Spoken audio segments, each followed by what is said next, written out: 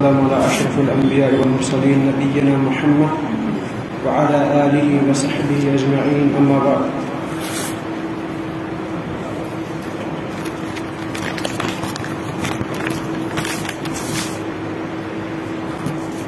کتاب کا آج دوسرا باب ہے. ایک باب ختم ہو گیا 5 درسوں میں. اس باب میں ہم نے یہ چیز معلوم ہوئی تھی کہ توحید کی، اللہ تعالیٰ کی وحدانیت کا اقرار کرنا، اس کی کتنی اہمیت ہے اور اس کا معنی کیا ہے، جو کہ شیخ صاحب نے اچھے سے سمجھایا تھا انبیاء کی دعوت کے ذریعے سے اور بھی مثالوں سے. تو آج ہمارے پاس دوسرا باب ہے جو اس متعلق ہے کہ فضل التوحید وما یکفر من الذنوب، توحید کی فضیلت اور اس بیان میں کہ توحید سے گناہ معاف ہوتے ہیں. دوسرا باب اس کے متعلق ہے. اس میں بھی مؤلف رحمہ اللہ نے کچھ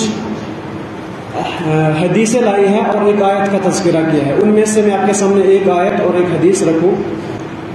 مؤلف رحمہ اللہ نے سورہ انعام کی آیت نمبر 86 ذکر کی ہے. فرماتے ہیں کہ اللہ تعالیٰ نے بیان فرمایا الذین آمنوا ولم یلبسوا ایمانہم بظلم، جن لوگوں نے ایمان لایا اور اپنے ایمان کے ساتھ ظلم کو نہیں ملایا، اولئک لہم الامن وہم مہتدون، انہی لوگوں کے لیے امن ہے اور وہی لوگ ہدایت یافتہ ہیں. بخاری اور مسند احمد میں حدیث ہے کہ جب ابن مسعود بیان فرماتے ہیں کہ جب یہ آیت نازل ہوئی کہ جن لوگوں نے ایمان لایا اور اپنے ایمان کے ساتھ ظلم کو نہیں ملایا ان کے لیے امن اور وہی ہدایت یافتہ ہے، تو صحابہ تھوڑا حیران رہ گئے اور سوال کیا رسول اللہ صلی اللہ علیہ وسلم سے، اے اللہ کے رسول، کون ہے وہ آدمی جس نے ظلم نہیں کیا ہوگا؟ کون ہے وہ آدمی جس نے کبھی بھی ظلم نہیں کیا ہوگا؟ تو اللہ کے نبی علیہ السلام نے بیان فرمایا یہاں پر اس آیت میں ظلم سے مراد وہ ظلم نہیں ہے جو آپ لوگ سمجھتے ہو، کسی کو گالی دینا، کسی پر ہاتھ اٹھانا، نہیں. فرمایا یہاں پر ظلم سے مراد وہی ہے جو لقمان علیہ السلام نے کہا تھا. سورۃ لقمان میں جو اللہ تعالیٰ نے ذکر کیا ہے، لقمان نے اپنے بیٹے سے کہا تھا لا تشرک باللہ ان الشرک لظلم عظیم، اللہ کے ساتھ کسی کو شریک نہ ٹھہرانا کیونکہ شریک ٹھہرانا بہت بڑا ظلم. تو یہی مراد ہے اس آیت میں کہ جن لوگوں نے ایمان لایا پھر اس میں ظلم کو نہیں ملایا، ظلم کے ساتھ خلط ملط نہیں کیا، یعنی ایمان کے ساتھ شرک نہیں کیا. تو جن لوگوں نے ایمان کے ساتھ شرک نہیں کیا، خالص ایمان لایا، خالص اللہ کی عبادت کی، اللہ تعالیٰ نے ان کے لیے 2 چیزیں بیان کر دی.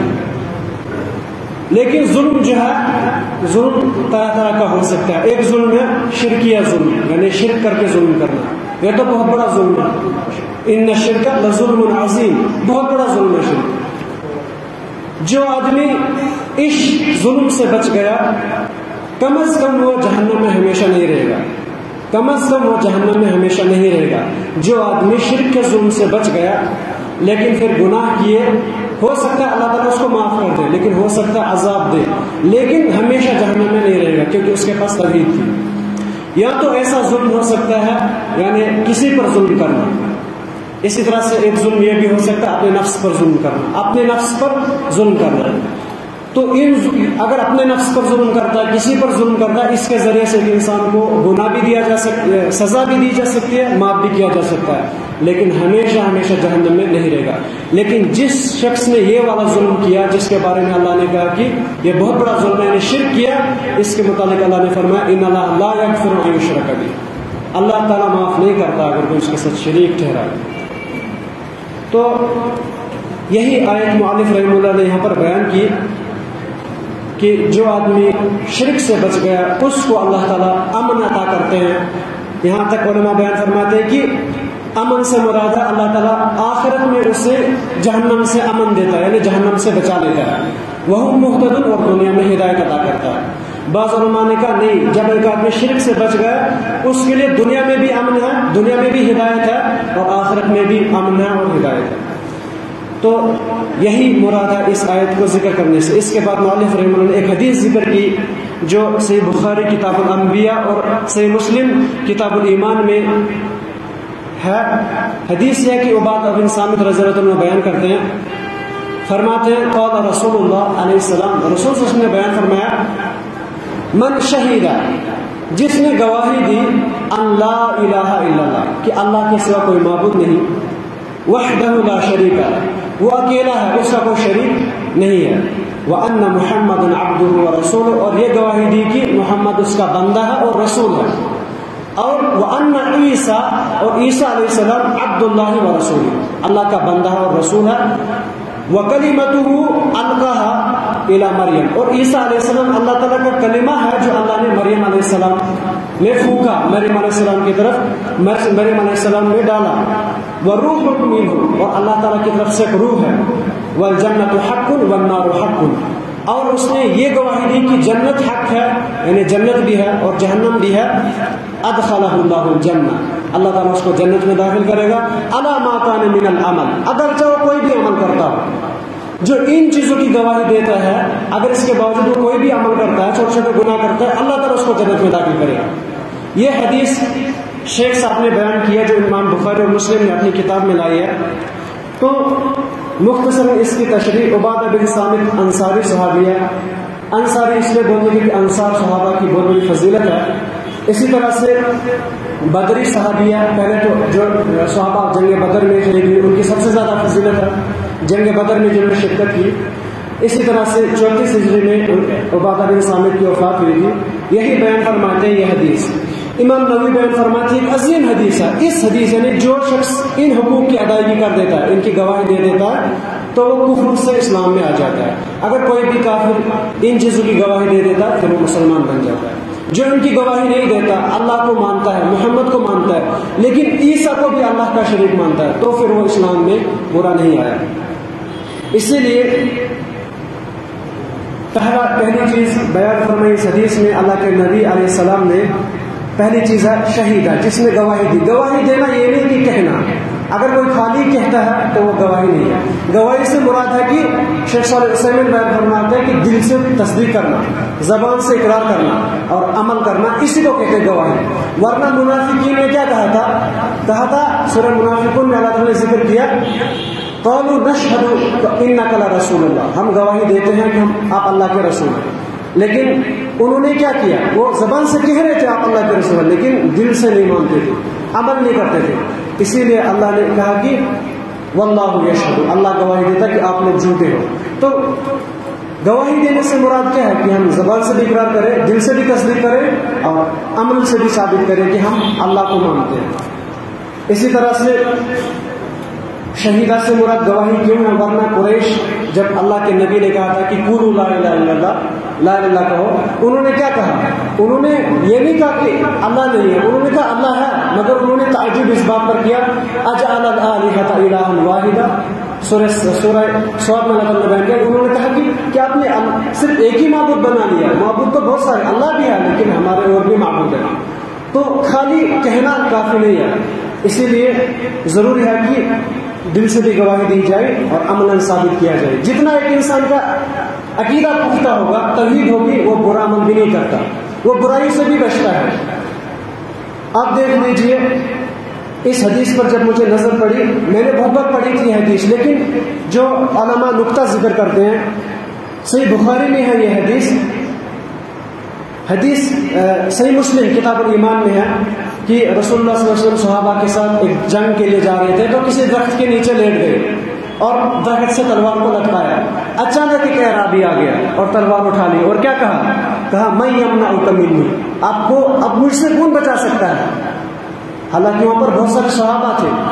اللہ کے نبی علیہ السلام نے ایک جواب دیا، کہا یمنعنی اللہ، مجھے اللہ تعالیٰ بچائے گا۔ ظاہر اتنی حدیث شیخ صالح العثیمین بیان فرماتے ہیں اللہ کے نبی نے یہ نہیں کہا کہ مجھے صحابہ بچائیں گے، ورنہ اگر وہ یہ کہتے کہ مجھے صحابہ میرے تو ساتھی ہیں یہاں پر، یہ بچائیں گے، آپ تو اکیلے ہو، تو توحید کے منافی نہیں ہوتا، شرک نہیں ہوتا۔ لیکن اتنا عقیدہ پختہ تھا، صحابہ تھے وہاں پر، اللہ کے نبی نے کہا کہ یمنعنی اللہ، مجھے تو آپ سے اللہ بچائے گا۔ تو یہ ہے عقیدے کی پختگی۔ اسی لیے بعض سلف کہتے ہیں جب صحابہ کو یا سلف کو اونٹ میں سوار ہوتے، اگر ان کو لاٹھی گر جاتی، وہ کسی کو نہیں کہتے تھے ہمیں اٹھا کے دے دو، بلکہ وہ خود نیچے اترتے اور اٹھاتے. تو یہ ان کا عقیدہ پختہ تھا. جتنا کہ انسان کو اللہ کے ساتھ عقیدہ پختہ ہے نا وہ گناہ بھی نہیں کرتا. اگر کوئی آدمی گناہ کرتا رہتا ہے اس کا مطلب اس کا عقیدہ پختہ نہیں ہے. ابھی دیکھو بہت سارے لوگ خودکشی کرتے ہیں, اس کا مطلب عقیدے میں کمزوری ہے, کیونکہ اللہ نے کہا تھا لا تقنطوا من رحمت اللہ, اللہ کی رحمت تو وسیع ہے. اسی طرح اللہ نے کیا بیان فرمایا تھا, ان مع العسر یسرا, عسر پر اللہ تعالیٰ نے الف لام لگایا, یعنی جو بھی مصیبت جو بھی مشکل ہوگی, یعنی کہ بڑی مشکل ہوگی اس کے ساتھ آسانی نہیں ہے, بلکہ ہر کسی مشکل کے بعد کیا ہے, آسانی ہے. تو یہ عقیدے کی پختگی کب آئے گی, جب ایک انسان عقیدہ پڑھے گا, جب توحید دیکھے گا. تو اللہ کے نبی صلی اللہ علیہ وسلم کا یہ کلام کہنا یہ ثابت کرتا ہے کہ عقیدے کی کتنی پختگی تھی, ورنہ یہ گناہ نہیں تھا. اسی طرح سے ایک حدیث میں جو آگے اس کتاب میں بیان کی جاتی ہے کہ 70,000 لوگ بغیر حساب کے جنت میں داخل ہوں گے. اللہ کے نبی نے پھر ان کی صفات بیان کی. ایک صفت یہ بھی کہی کہ ان لوگوں نے کبھی بھی رقیہ نہیں کروایا ہوگا, یعنی کسی کو یہ نہیں کہا ہوگا کہ ہمیں پھونک مارو, ہمیں ذرا دم کرو, دم نہیں کروایا ہوگا, ورنہ دم کرنا گناہ نہیں ہے. لیکن ان کی عقیدے کی پختگی اتنی تھی کہ کبھی بھی دم نہیں کروایا. اللہ کے نبی نے فرمایا وہ بغیر حساب کی جنت میں جائیں. ورنہ اگر ایک آدمی خود کو دم کرتا ہے اس میں کوئی حرج نہیں, یا اس کو کوئی وحی سے دم کرتا ہے اس میں بھی کوئی حرج نہیں, لیکن کسی کے پاس جانا, اسے کہنا مجھے دم کرو, تو یہ ایک انسان کو کہیں نہ کہیں سے کمزوری ہی ہے عقیدے میں. اس کے بعد اس حدیث میں ذکر کیا گیا کہ اللہ کے نبی نے فرمایا جس نے گواہی دی اللہ ایک ہے, اس کے سوا کوئی معبود نہیں ہے, اس کا کوئی شریک نہیں ہے, اور ساتھ میں یہ بھی گواہی دی وَأَنَّ مُحَمَّدًا عَبْدُهُ وَرَسُولُهُ, کہ محمد اللہ کے بندے ہیں اور رسول ہے. دو چیزوں کا ذکر اس لیے کیا کیونکہ بہت سارے لوگوں نے افراد کیا, بہت سارے لوگوں نے تفرید. عبد یعنی بندہ ہے, کیونکہ اللہ کے نبی کو کہا گیا کہ آپ کہو, اللہ نے بیان فرمایا کہو کہ قُلْ إِنَّمَا أَنَا بَشَرٌ مِثْلُكُمْ, میں آپ کی طرح ایک انسان ہوں, لیکن یوحی الیہ, مجھے وحی کی جاتی ہے. تو اللہ کے نبی بندے ہیں, ان کی فضیلت تو اسی لیے ہے راتوں کو قیام کرتے, اللہ کی مغفرت کے برابر باقی لوگوں کی طرح ہوتے ہیں انبیاء, لیکن ایک صفت ان میں ہوتی ہے کہ وہ کبھی بھی برے اخلاق والے نہیں ہوتے, ہمیشہ بلند درجے پہ فائز ہوتے ہیں. وہ مغفور بھی تھے لیکن اتنی عبادتیں کرتے تھے, اسی لیے بندے تھے. بعض لوگ یہ کہتے ہیں کہ اللہ کے نبی نور سے پیدا کیے گئے, لیکن ان کے پاس ایک نور تھا, سایہ نہیں ہوتا تھا. لیکن آپ دیکھ لیجیے عائشہ رضی اللہ عنہا بیان کرتی ہے کہ جب آپ رات کو نماز پڑھتے تو میں آپ کے ساتھ میں ٹیک لگاتی, وہاں پر اندھیرا ہوتا تھا, تو اگر نور ہوتا تو اس سے تو کمرہ روشن ہو جاتا. اسی طرح سے بہت ساری احادیث ہیں.